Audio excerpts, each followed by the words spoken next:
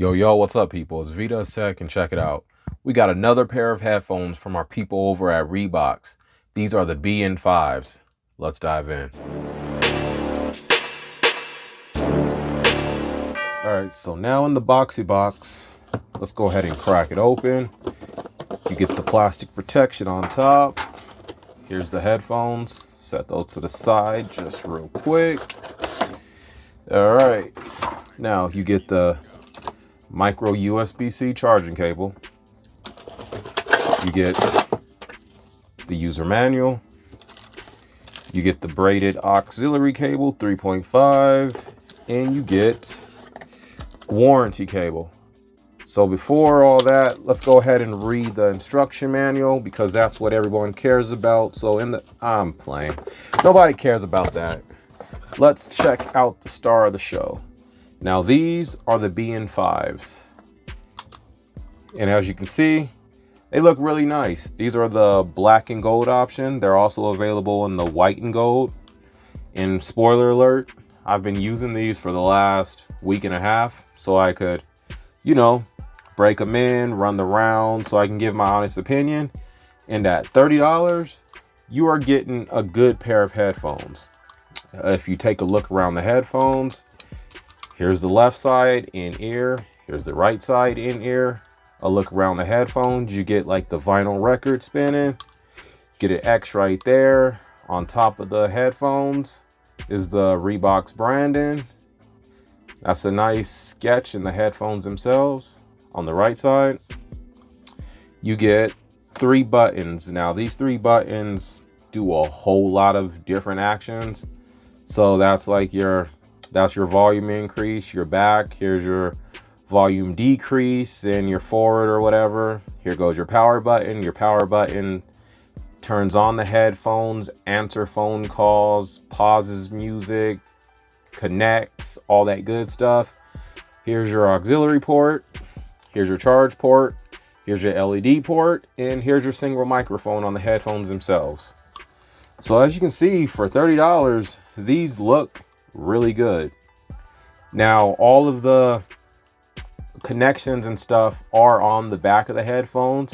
So I like that. There's nothing interrupting the front of the headphones. Everything is right there. But now for the most important part. How do they sound? How do these $30 headphones sound? And the audio is clean. It's a nice, clean, balanced sound. It's like a decent mix of highs and lows. The bass is there. It's just clean bass though, if that makes sense. Volume wise, these headphones get really loud. Or they get loud for most people. For me, I like to listen to my music turned all the way up.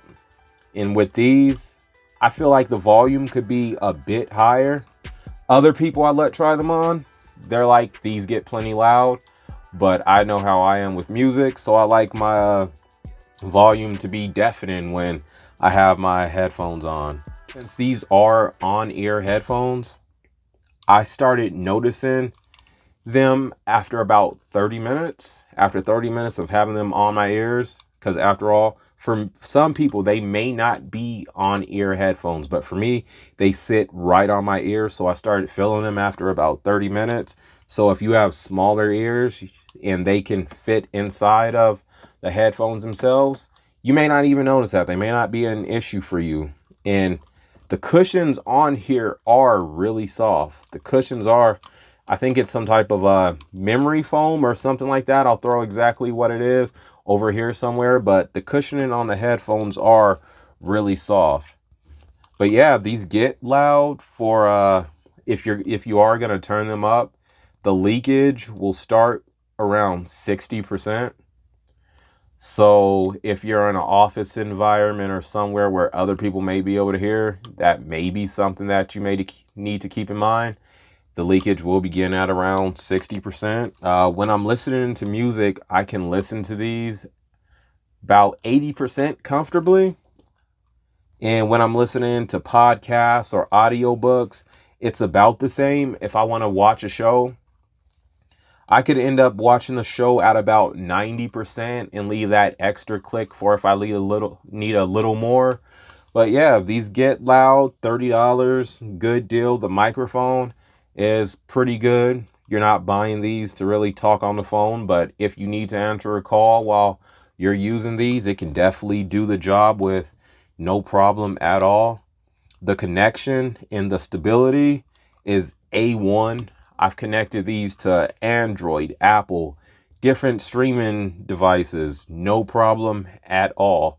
And hey, with everyone being at home together watching 101 shows, you might want to check these out. Good battery, good price.